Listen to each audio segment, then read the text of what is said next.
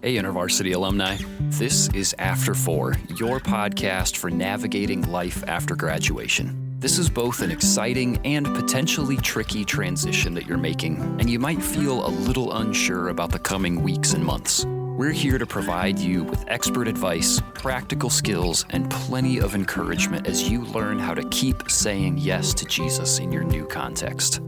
This is After 4, and this podcast is for you, alumni. What's up, alumni? Welcome to After 4, your podcast for navigating life after graduation. I'm your host and guide, John Steele, and today we have a special episode for you. We're going to be talking about an upcoming alumni community opportunity for you. We've spent the last couple months talking about relational transition, and this conversation is going to provide some insight on a real-life, hands-on way to invest in something that will have a positive impact on your relational development and your development in so many other ways in the midst of this major transition. This week, I'm joined by a couple of alumni like you, Aaron and Eun Lech. The Lechs are going to share about the ways that they've been blessed by the annual alumni camp that's hosted by Campus by the Sea on Catalina Island near Los Angeles. They've been going for years and have experienced direction in times of discernment. They've reconnected with community, and they've gotten to drink deeply of God's Word through Manuscript study. It's had such a positive impact on their lives, and they are confident that the same will happen for you. I'm so glad that they're here to share about their experiences. Here's Eun and Aaron, and this one's for you, alumni. Eun, Aaron, welcome to the podcast. Thanks. It's great to be here. Yes, so glad that you could be here. Thanks for joining us. I'm looking forward to dig into something that we've not talked about yet on the podcast here. And this is like some real live upcoming opportunities for alumni to get to engage with some really exciting stuff that we want to make people aware of. And I'm looking forward to talking about that. But before we do, can I just ask each of you, give just a mini introduction, help us get to know who you are as we get ready to spend some time together here? Well, I just give a little intro to us. We actually graduated from UCSD back in 1998 and 97. Okay. And the funny story is we actually started dating on Catalina Island, and we dated for a few years.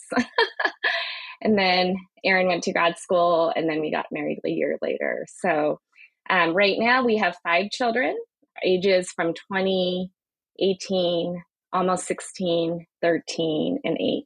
Did I miss anyone? I don't know if I did. Yeah, there's 5, and they're trailing up. So it's I was going to say, that sounded like 5. Almost 21, almost 19, almost 16. And I will have to say, I love my family and I love my kids, and it's just been so fun to be with them in all the different stages they're in. And right now I have raised my 5 kids, homeschooled them in and out. And then also I am a spiritual director, and also I'm getting licensed for coaching. And I also am running a tutoring program right now. So in addition to loving on my 8-year-old and all the kids.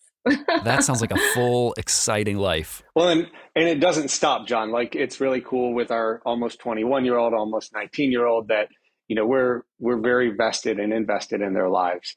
And so there's a lot of coaching and development there. Our son, who's at UCSD as well, which surprised both of us. We didn't expect that. He is a part of the IV chapter that's there now. And that's really exciting for us to see. He and our 19-year-old are actually going to be on staff at Campus by the Sea for summer staff this coming year.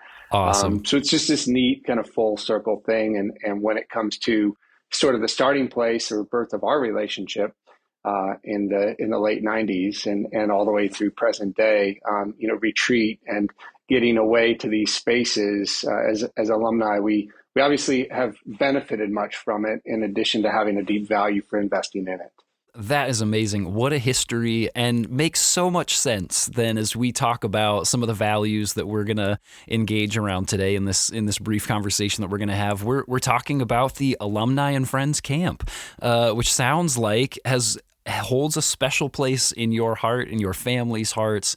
And I'm excited to get to hear about this alumni retreat, this opportunity that's coming up. Tell me, I've already said this a little bit, but you've spent some time at these retreats in the past. Can you give us just like a flyby of what one of these retreat experiences is kind of like, where it takes place, what people can anticipate happening, like kind of a snapshot of your day at one of these retreats?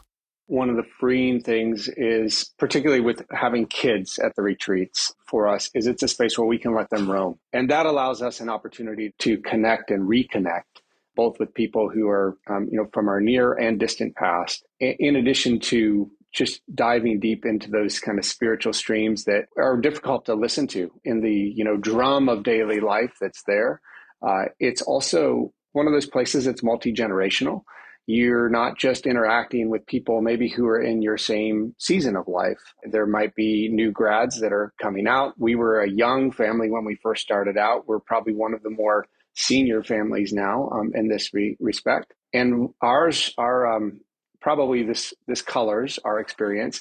We were invited there by friends who had done an alumni camp. And I would say that the daily rhythms, though, are unique because you're getting this opportunity to study. You're getting this opportunity to connect. You're getting this opportunity to explore things that God might be working on you and through you on. But there's sea kayaks and paddle boards and fishing off of the pier and scuba or snorkel gear and tide pools. But it's got a relaxed space, and there's very few spaces. And been to a couple of these around the world where I feel like the veil is really thin between the spiritual, the metaphysical, and the physical, right? And this is one of those spaces. For at least in our experience, it has been a space, and we come back to that again and again. I'll leave you with this thought because I think it encapsulates it. Our oldest son, who has had the chance when we have family who have done missions in Asia, and so he's been in school in Asia in high school and traveled with us in some of the things that we are involved in missionally throughout the world, has said his favorite place in the whole world is sitting right there on the beach at Campus by the Sea.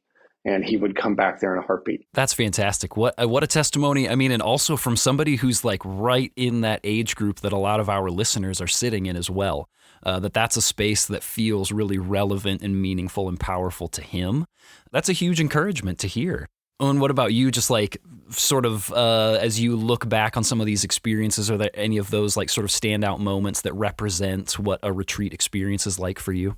So I would have to start by saying that if I can go back to my college years, some of the relationships that you build through InterVarsity are not just relationships for college, but they're like lifelong relationships. And so one of the ways we were able to utilize Campus by the Sea is to be a gathering point for our friendships with these friends.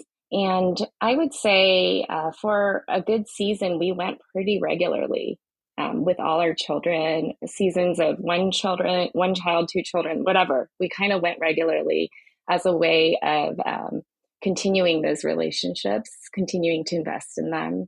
And I think that when you come out of college, and you've been a part of something like InterVarsity where community has been so tight, it can get difficult when you come out of an InterVarsity space. So for me, a priority has always been the relationships. Like, you've met some really amazing friendships here.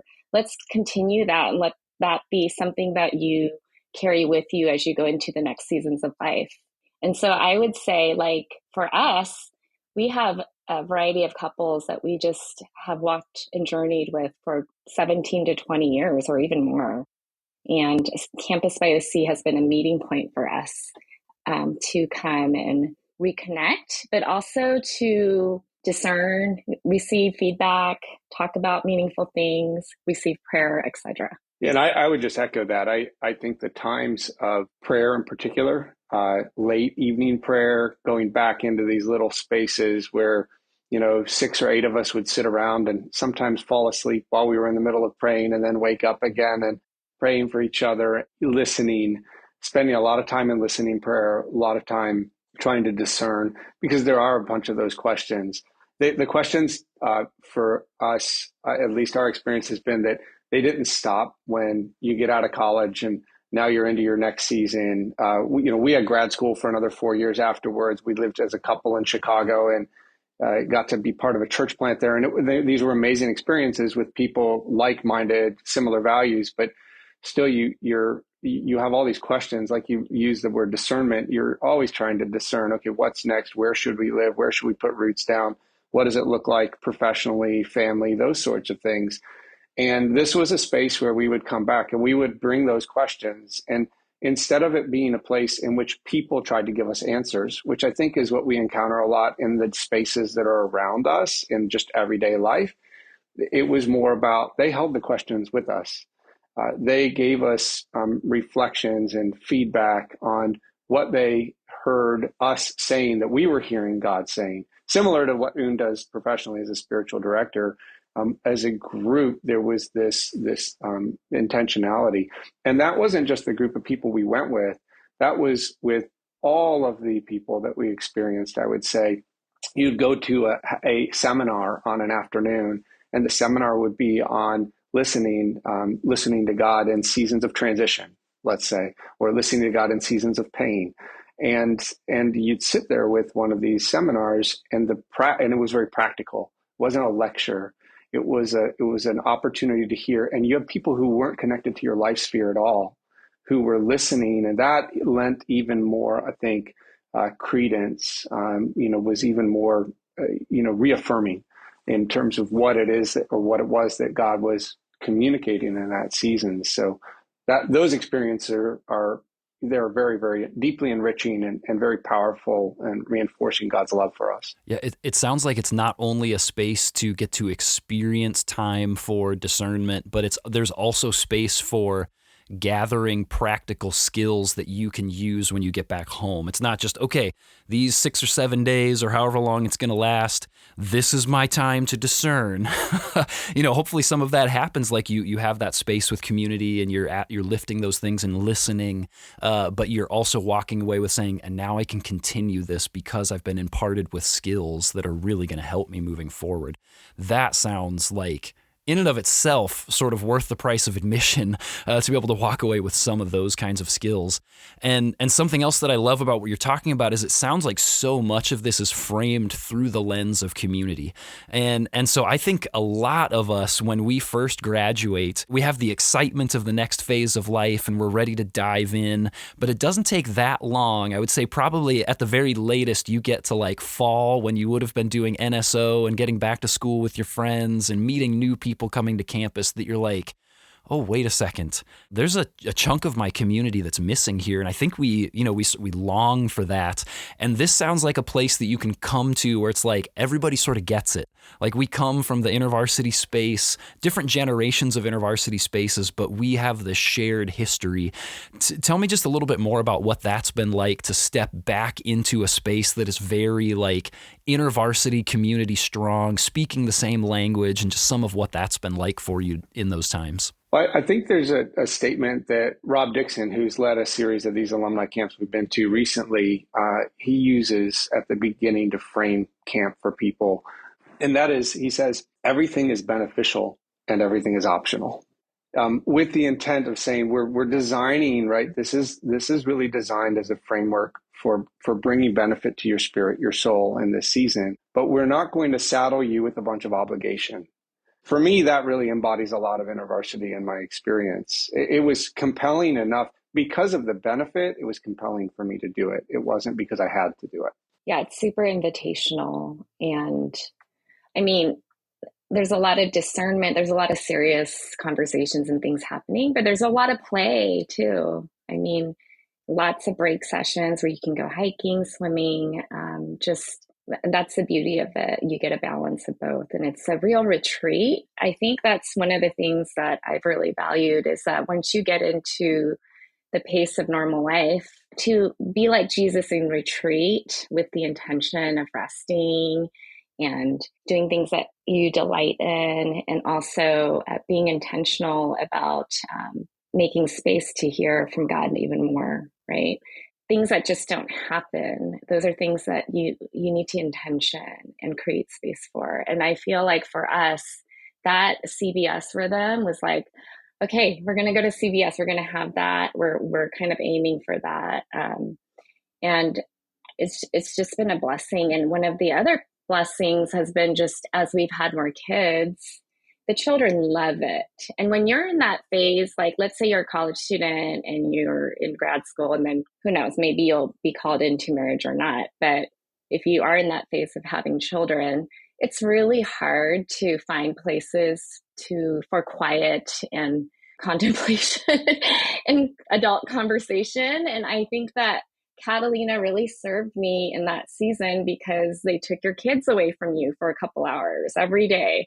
And you were able to sit in on sessions and hear about and discuss things with others about meaningful topics. And these are things that are hard when you're in those young parenting phases of your life. And it was a true gift to be able to go to a place where some of those things are already set for you so that you could have those moments together. Yeah, I mean, it sounds like it's a place where whatever you come sort of saddled with, and that maybe that sounds like a negative. I don't want that to be negative, but the responsibilities that you're carrying with you, that this is a place where there are opportunities to set that aside, whether those are responsibilities of children or if it's just like the expectations that you feel of like do, accomplish, complete, and improve, that there's space to set those things aside, even in the way that it's set up to say like, hey, this community right here is a space for you to engage where it's helpful to engage, and for you to step away, to even retreat within the retreat, where it is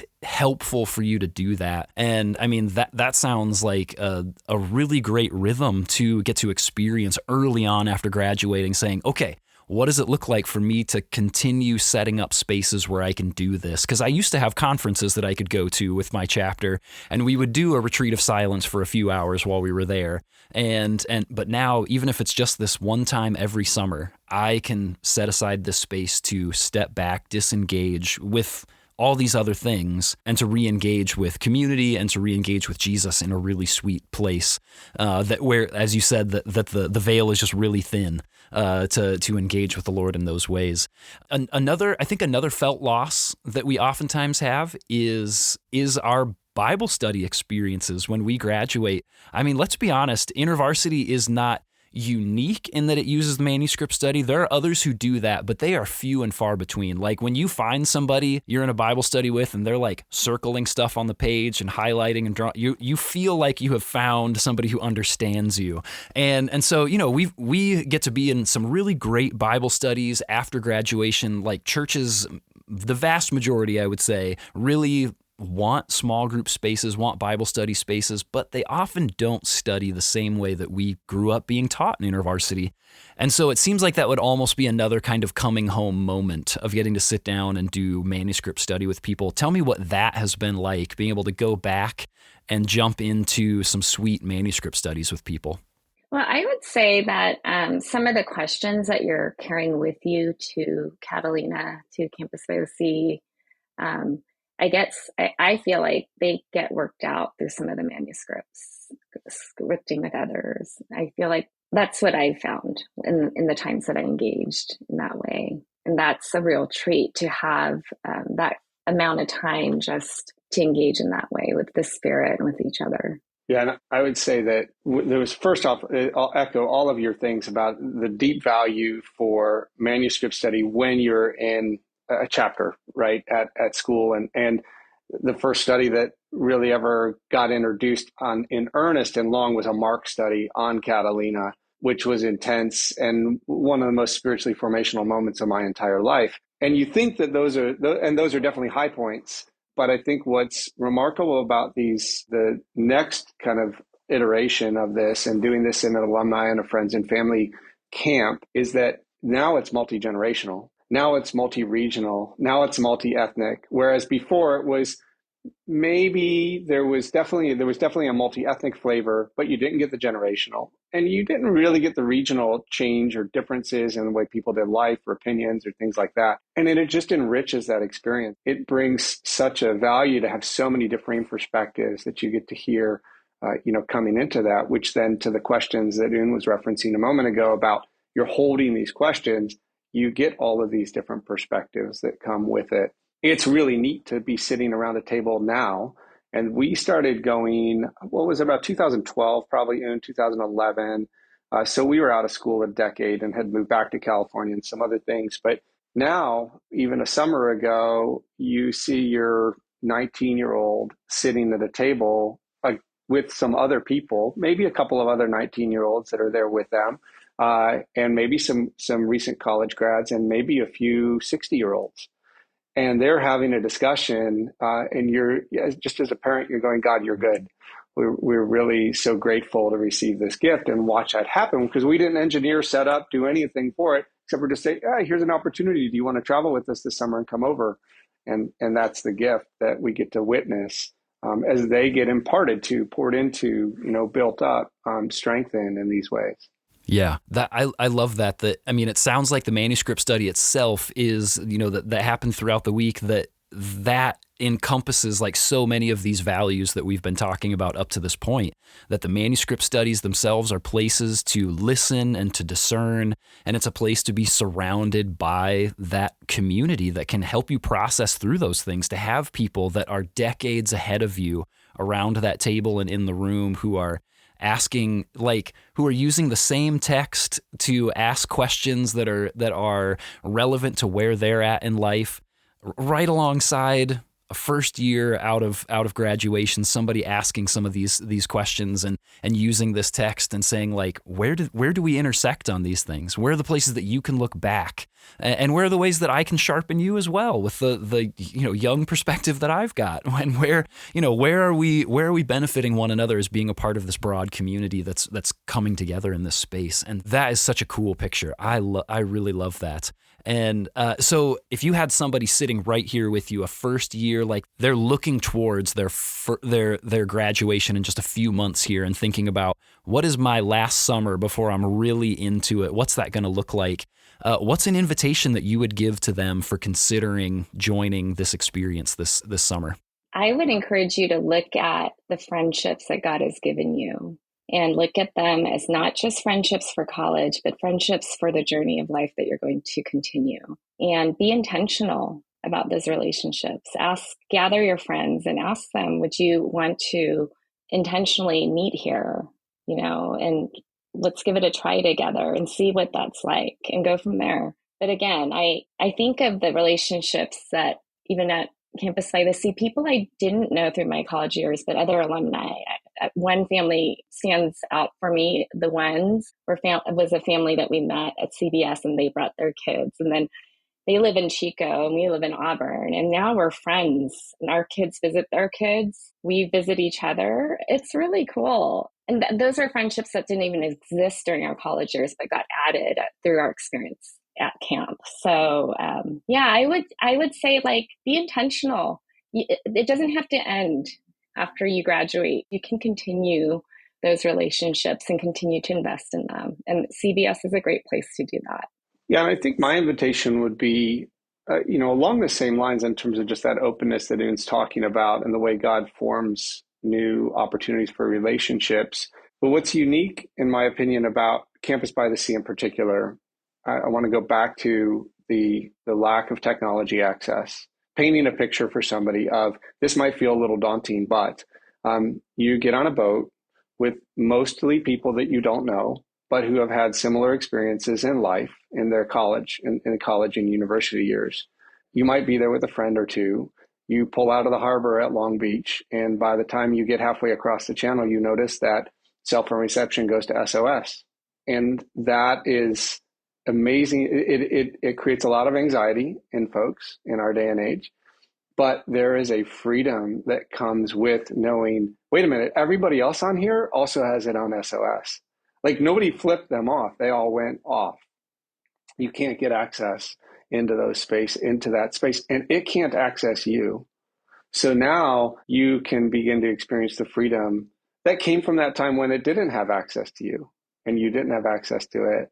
And now you get on this island and in this space where you have recreation available to you. You have people who are looking out for you, people who are walking around that you may not even know that say, I just want to get to know you, or you look sad today. Anything that anything that, I just want to know who you are a little bit more. Tell me more about that. And now there's this invitation. you look like you're processing a bunch of stuff. Whatever that might be, you've created an environment by which you can begin to now engage in that without these external kind of trappings and pieces that are there. And there's something very freeing about it. I call it professionally when I talk to folks in my profession, I tell them this is my dark week. And it's dark week because I don't have the communication coming in, but it's dark week so the light can really shine and be there. And I have so many of them that want that. They're not people of faith. I had one of them who this summer ended up going on a bear hunt in northern Alaska, and he called it his dark week. He said, I've been listening to you for 10 years talk about this, and there I went. And so they went out and did these things, and it was a moose hunt. But any case, you get the drift of what he was doing. Yeah. And it's really neat there. And then the other invitation is bring those questions. You've got a lot of them. I know it because I've had them and I continue to have them. Post-college, what am I doing next? All those, they're all welcome. And there's not an expectation that you have it together when you're coming there. There's actually an expectation that, hey, what are your questions? What can I learn from those? And, how can I help you listen? And that's an amazing gift of support that you get when you prepare and take the step to do something like that with time and intentionality. I just have to add that there is a midweek hike where you can get access to some technology once you go into Avalon. So if you're totally frightened by not having any connection, there is a little midpoint where you can. But you have to do a hike to get to it. You have to earn that reception.